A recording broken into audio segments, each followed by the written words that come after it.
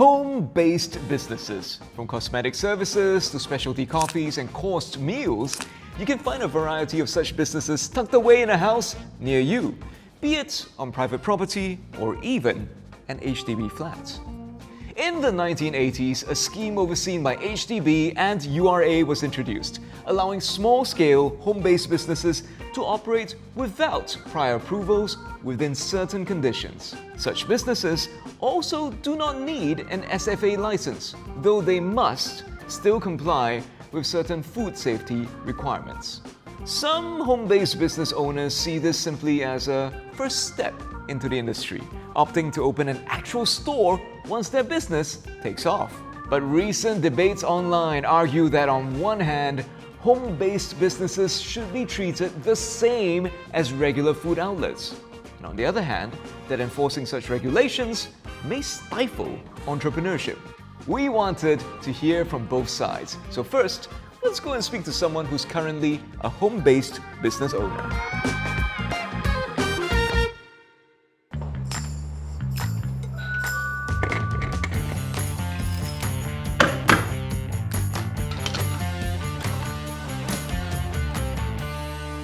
Here's your coffee. Oh, thank you very much.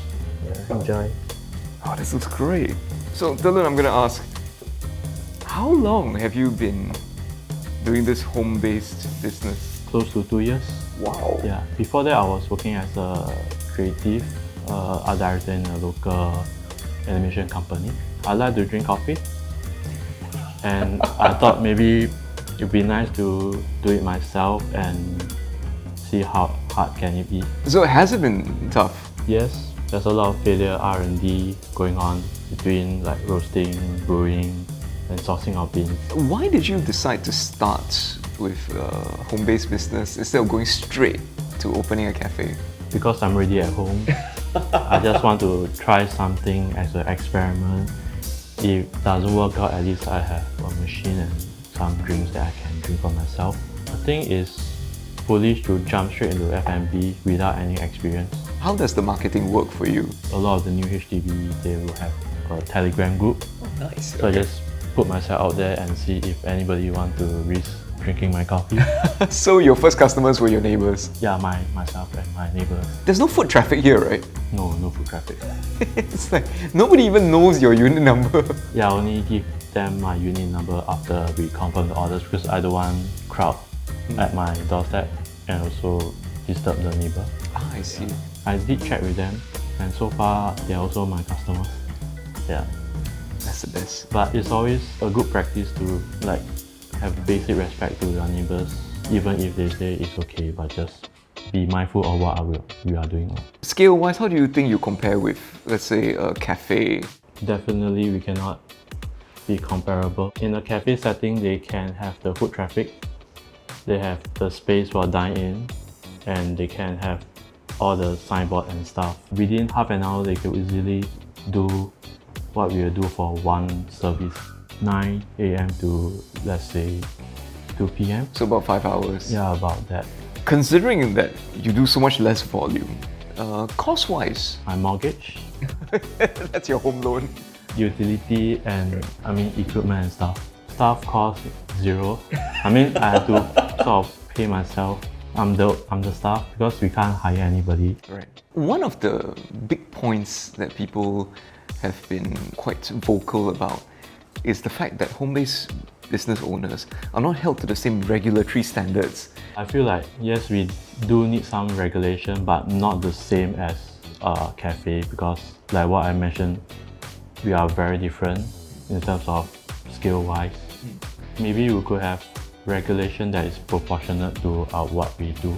How do you feel when people say that, oh, you're stealing our business, it's unfair competition? I wouldn't think it's unfair because they can do the same thing as well. And like what we mentioned earlier, our skill is totally different.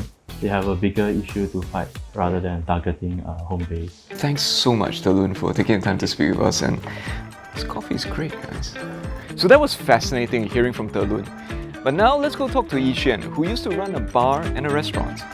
Hey Qian, thanks so much for taking the time to speak with us. So could you tell us a bit about your experience in the F&B industry? I was in the F&B industry for about 6 years. I purchased a cocktail bar and restaurant called Jekyll and Hyde and spent 6 years running that while having a full-time job at the same time. Wow, what was that experience like? Must have been challenging. Yeah, so I naively thought that would be easy to run a restaurant and naively thought it would be easy to run a bar. And so I thought I would be able to do something with a full-time job at the same time. I thought it would just be an easy way to make some side income. Whoa. Obviously that took a lot more time and a lot more money than expected. But I think the whole concept of running an F&B is that you're running an entire business, which means you're not just looking at consumers coming in, but you're looking at obviously your rental, you're looking at all your costs, all these hidden things that people don't really think about when it comes to running a business in general. These are all things that I think a home-based business wouldn't have to deal with, right? So what are your thoughts on that? Yeah, so I mean, home-based businesses, a lot of them are actually the prerequisite to a lot of restaurants starting. I mean, I know friends who have started with home-based businesses, right? So I think when you look at home-based businesses in general, it's not something bad, right? It's something that's actually good because it's someone utilizing their entrepreneurial spirit to try something new.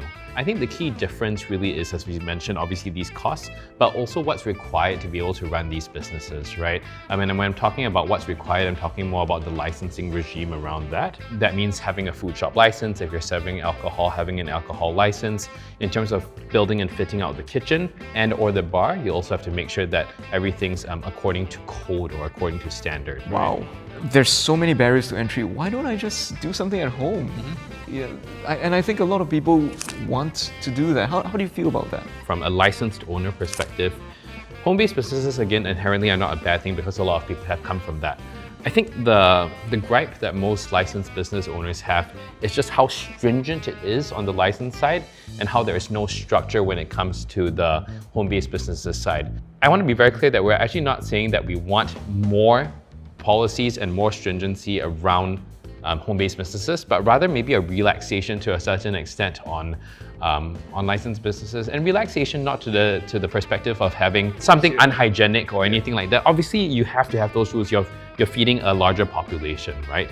If you're running a licensed business, you must have a food safety certificate. You must wear a face mask, etc. But again, for home-based businesses, SFA recommends that you have a food handler's permit, but you are not mandated to have a food handler's permit. Wait, shouldn't it be mandatory to take the food handling course at least? I mean, I would assume so, but it's not. As an eater of food, I would appreciate if the person who made that food I'm about to eat has undergone a course that teaches them about food safety and So I mean, hygiene. there are people that certainly do that, of course, but there are people who also don't do that because they don't need to do that. So Ishan, do you think there's a gap in expectations from consumers with regards to what they demand from a restaurant chain versus a home-based business? Yeah, I think people would be a bit more forgiving, right? I mean, if it's anything that you do, if it's a home-based business, whether they do food or whether they make something that's more home-based, like if you bake cookies from home, your colleagues will say, oh, thank you, right? Not like, well, not very good, right? As opposed to, I went to a cookie chain and I got you $10 of cookies. This again goes back to the regulations piece, right? So think of a friend that has a cafe in the Thompson area, which is also near a home-based business. And I think one time someone said to her, do you hate dogs?